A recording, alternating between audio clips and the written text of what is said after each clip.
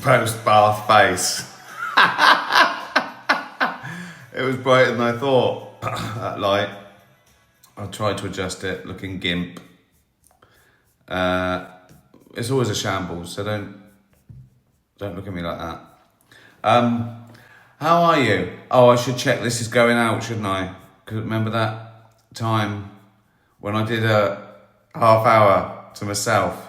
That was good, wasn't it? Let's have a look. Yeah, it seems to be going out. Right, just a quick one. I thought I'd get one in before I go on tour. Tour starts on Tuesday in York.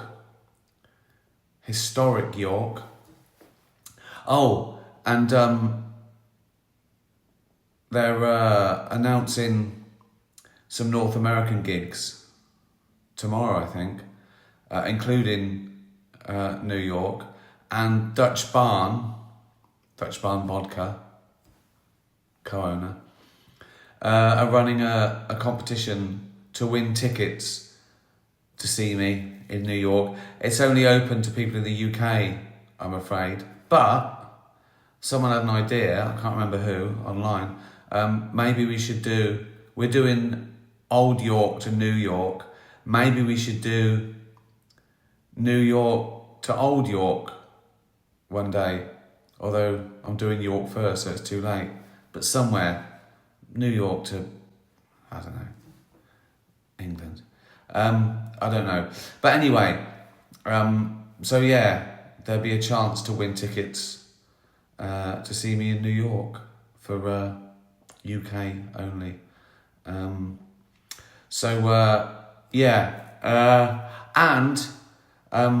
in a 2 or 3 weeks' time, I'll be announcing the London dates.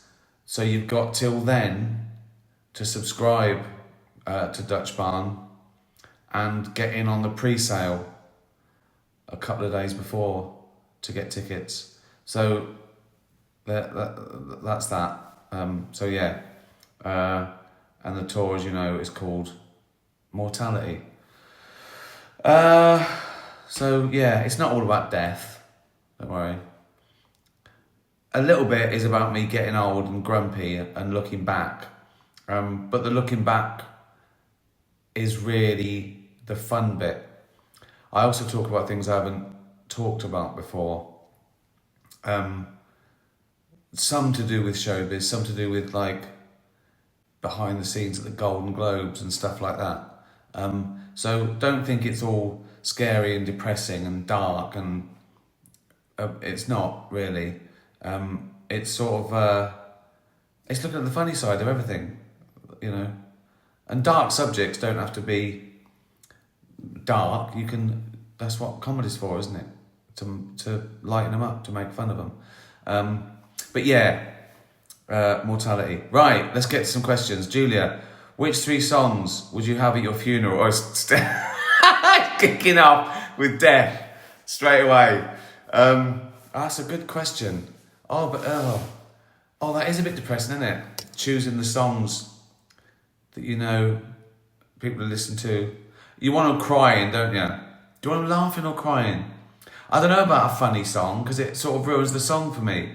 I'm not a fan of funny songs, really, because music just seems too important, and it just seems like a higher art form than comedy, so I don't want to taint it, even though I did songs as David Brent. But the joke was there that he wasn't good enough to do it. So again, it was very respectful for real artists and musicians.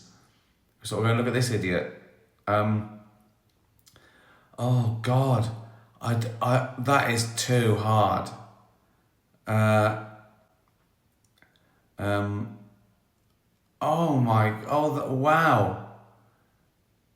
I have to come back to that. That's so hard. Rob, after the brilliant David Brent Life on the Road, how about a follow-up involving Brent's campaign to be UK representative for Eurovision? the same camera crew could follow him, his exploits. Yeah. I quite like the idea of that being a fictional narrative, that he does that. I'm not so sure about actually entering the real thing. Because I don't think entering the real thing you can do ironically, because it's all mad and camp and ironic and kitsch. So I don't think David Brent would be madder than the average. I mean, some of those countries that what were they dressed up as? They were dressed up as things from fucking Star Wars or something, weren't they once? Some of them are mental. And it's a lot of work, that. It's a lot of work for one gag to enter Eurovision.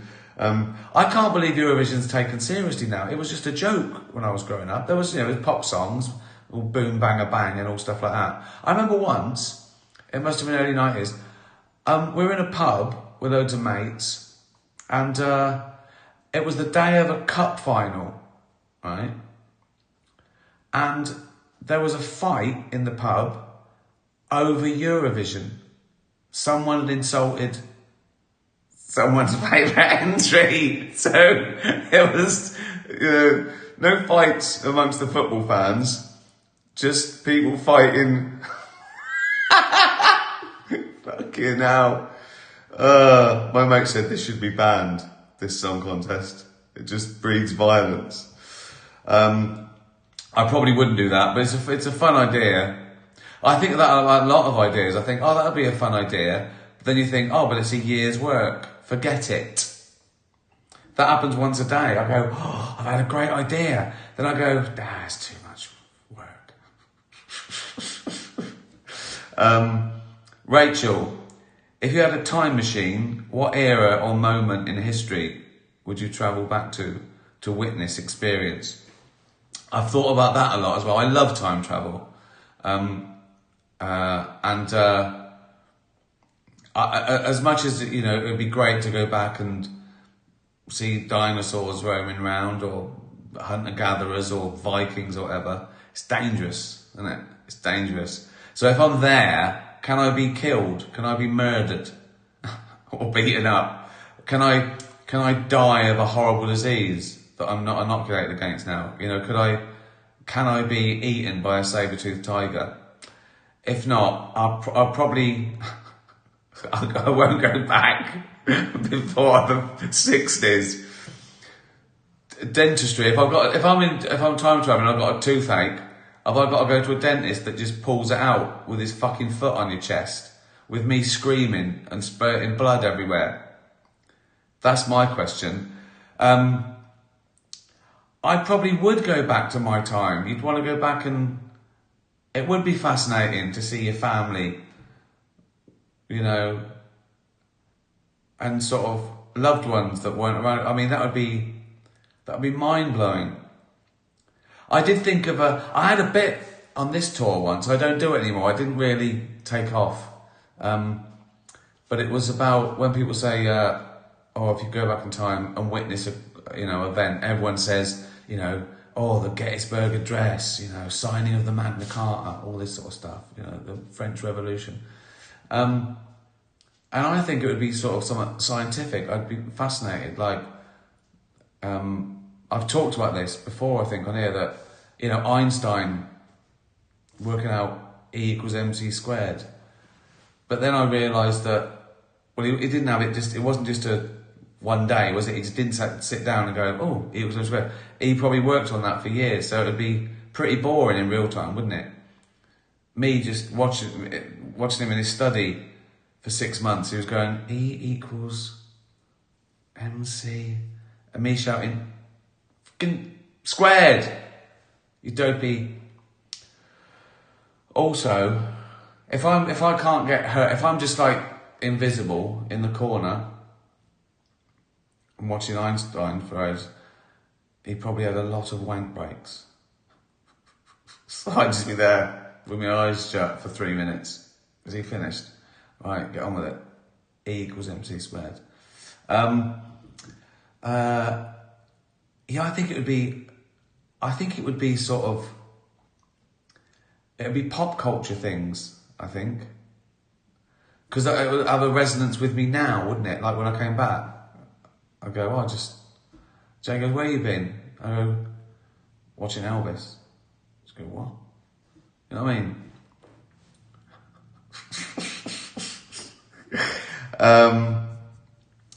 Bella,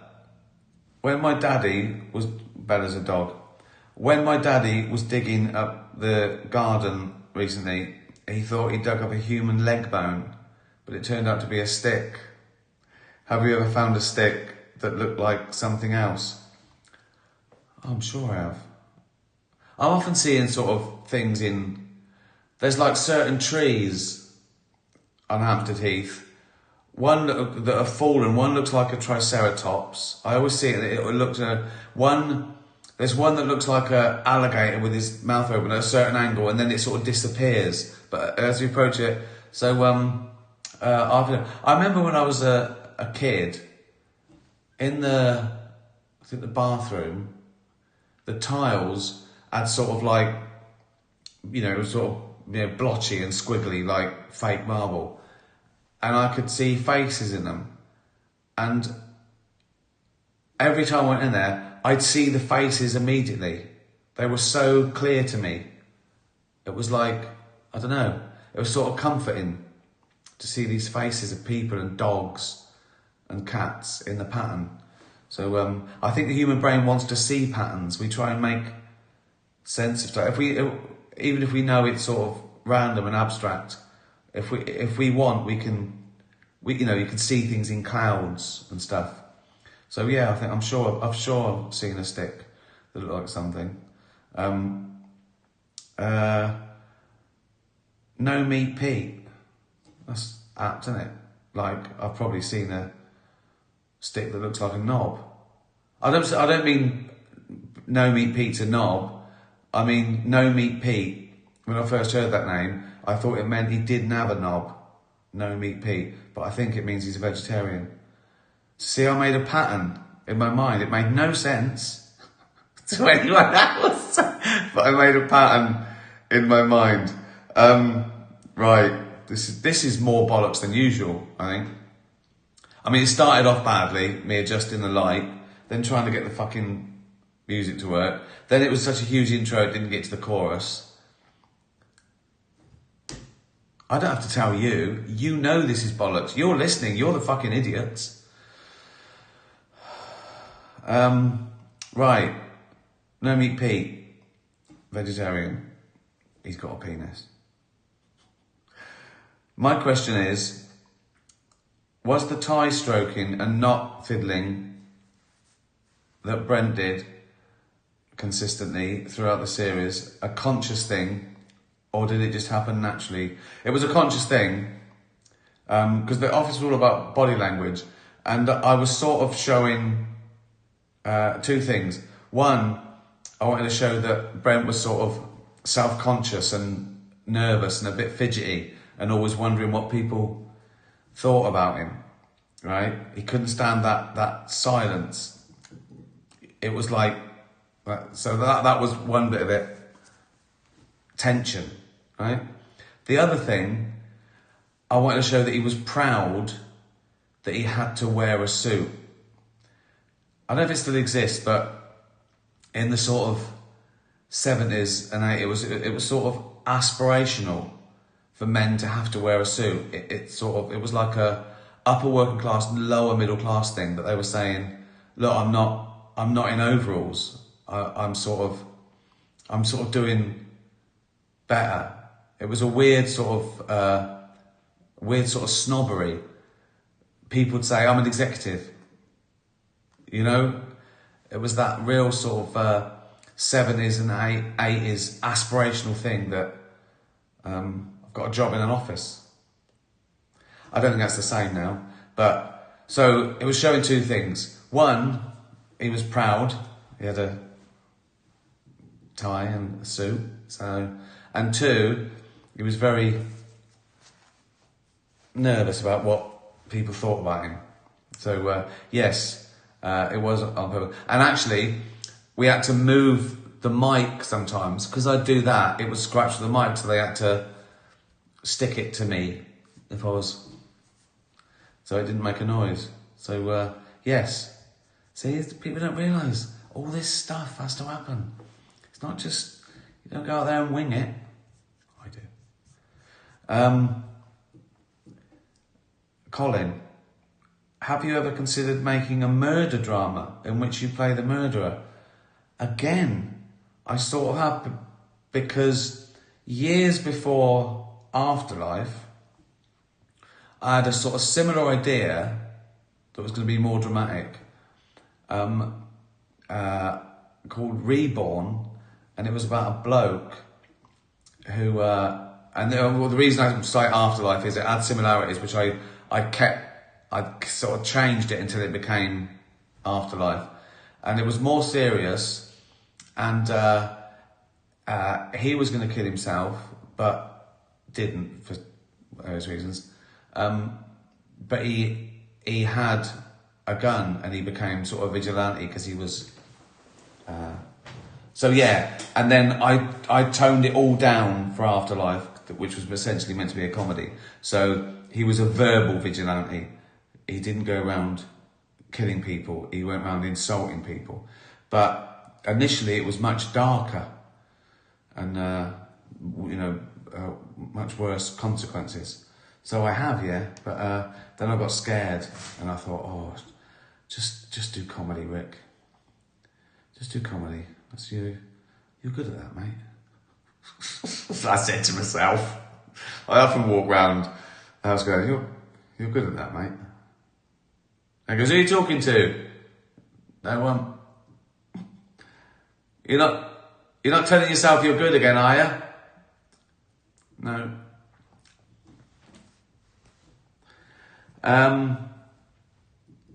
Sue, do you think you'll break more records with your new tour? Don't know. We didn't sort of aim to break any. We sort of discovered we had. It's nice though. It's a nice feeling. And I think last time I did quite a few venues I hadn't before. And so it was like a mad frenzy. So I think that helped. Like some of the biggest venues I hadn't done before. I don't know if they'd been around or I wasn't confident I could sell them out abroad. Like the Hollywood Bowl, I hadn't done before, and it was like the biggest gig I'd done. And then the Toronto one, which was like, I'd never played a hockey stadium before, and I think that broke a record as well. There was a few others in Europe, again, that I hadn't played before. So I don't know. Maybe, probably not. You don't aim at those things though. They're just really nice when they happen. But you can't aim at those things because you come unstuck as well. But yeah, So Canada is included, obviously, in the North American gigs tomorrow. So there's a couple of Canadian gigs and a couple of US gigs announced tomorrow. Be there or be square. I'll give you a clue. I am returning to the venues I did last year on the Armageddon tour in North America. So if you remember, if you couldn't get tickets last time, now's your chance again. Monsieur Dougal, he's a dog. Bonjour, Monsieur Ricky. Would you ever consider being a chaser on the chase? If so, what would your nickname be? Hampstead brain in a bucket, brainy bollocks, curmudgeonous cunt. That's language for a small dog, isn't it? Hampstead brain in a brainy bollocks. Brainy bollocks is good, isn't it? Brainy bollocks. I wouldn't, no. Again, I sort of take quizzes too seriously. I love watching them, but to be on them, I'd never do all those things like Celebrity Chase and Celebrity Mastermind, and I just They worry me too much. And it'd be obvious how much I wanted to win. So, I'm okay at quizzes. You've lived this long and you're okay. And also, when I'm at home, I'm going, you fucking thick idiot.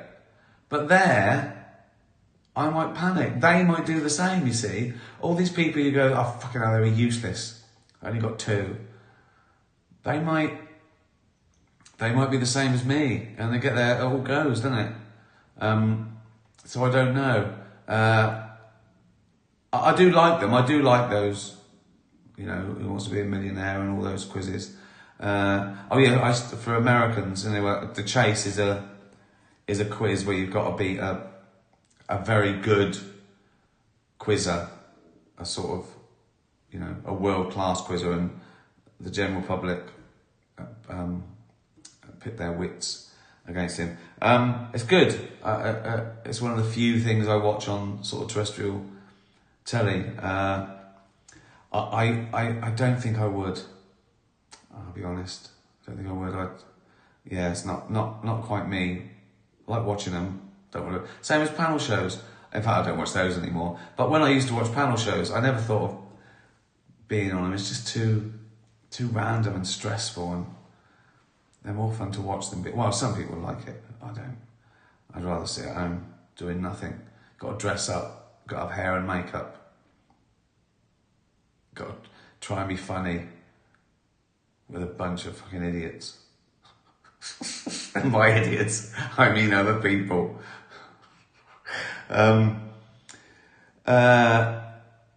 Nearly done. Extrovert. There are only 3 albums you could listen to for the rest of your life. Which are those? That's so hard. And I haven't answered the first one, the songs at the funeral. Let's do these together then, right? 3 albums. What's the album I've listened to most of all? The 3 albums I've listened to most of all, which I think is a good test, because if I've been listening to an album for 40 years, I'm not going to suddenly get bored with it, am I? So probably a Cat Stevens album. I think Teaser in the Fire Cat by Cat Stevens has pretty much stood the test of time. A Bowie one, I mean, I can't narrow down a Bowie one. Maybe Aladdin Sane. Or Diamond Dogs. It's so hard. I mean, it's so hard to narrow down a Bowie one. Maybe a Bob Dylan, or again, oh God, they're so good, and there's so many good ones. It seems, okay, On the Bends by Radiohead is probably up there. I'll go to the ones that I think I probably listen to the most ever, which would be Teaser in the Fire Cat Stevens, Diamond Dogs, David Bowie, and The Bends by Radiohead. 3 songs at the funeral. Rock and Roll With Me, David Bowie. How Can I Tell You by Cat Stevens, get them all crying. And Bones by Radiohead, because that lyric used to soar like Peter Pan. There you go. I mean, I'll probably think of better ones, but off the top of my head, that would have them in floods, wouldn't it? No one turned up, Rick. Joking. Yeah, right. I'm a ghost in the corner. What the fuck? Gonzo. That's funny, because I imagined it in a church, and I don't think it will be, but I imagine it in a church. It won't be in a church, will it? What will it be? It'll be, I don't know, few friends and family just chucking me. I'd be cremated, wouldn't I? I'd have thought. Or can you become a grow bag? Is there something like they could just dump you in the ground and grow an oak out of you? That'd be good, wouldn't it? Grow bag. That'd be my chaser name. Grow bag. It's a big fat thing. It's got a lot of nutrients in it for an acorn. Where would they put the acorn as well? Not up the arse. Don't do that. If anyone's organising a funeral, right, just bury me with just the arse out with an acorn in it. How fucking... See what I mean? Death isn't sad and dark and depressing. It's fun. Oh God. This has been the worst ever. See, I try and answer the question seriously. That's what I'd be like on a quiz show. I try and, however fucking mad they are, I try and do my best for you idiots, because I know you do your best for me. When my tickets go on sale. Dutch Barn, right? I forgot. Buy Dutch Barn and my tickets. Gonzo, last question. Dear Uncle, you wake up one morning and discover you have a tail and whiskers. Gonzo's a cat. And you realise you are a cat. Jane adopts you. Good start. But after a while, language and music stop making sense. But you enjoy the dream is. I would, yeah, I'm a cat. Do you decide to remain a cat or go back to being human? Well, I can't answer it then, can I? It's too late. When I'm a cat and I don't understand language and music and I dream is, I'm a cat. So I haven't got any thoughts of being a human, have I? I don't know what the fuck's going on. No offence, Gonzo, but I wouldn't have the brain capacity to imagine being another species, would I? So you've got to ask me now. You've got to go, when you're a cat, after a week, do you want us to turn you back into human? Yes. Yes, I do. Yes. Don't ask me then, because it won't make sense. None of it makes sense, does it? I think I've got a sore throat. That's worrying. I've been talking for half an hour. My tour starts Tuesday. So yes, mortality. What have we learned? Nothing. Fuck all. We've learned fuck all. Mortality starts Tuesday in York, historic York. You can win tickets to New York. The New York dates and other North American dates are released tomorrow. Buy Dutch Barn. Subscribe to Dutch Barn if you want to get tickets to London dates if you're in the UK. I forgot to do all the plugging, but that's it. That's the end. Thanks everyone. Now I've got to turn this off as fucking fumbly as I turned it on. What do I do? Oh, there it is, right. Right. I'm gonna do it with my thumb. Right. Tattoo bye everyone.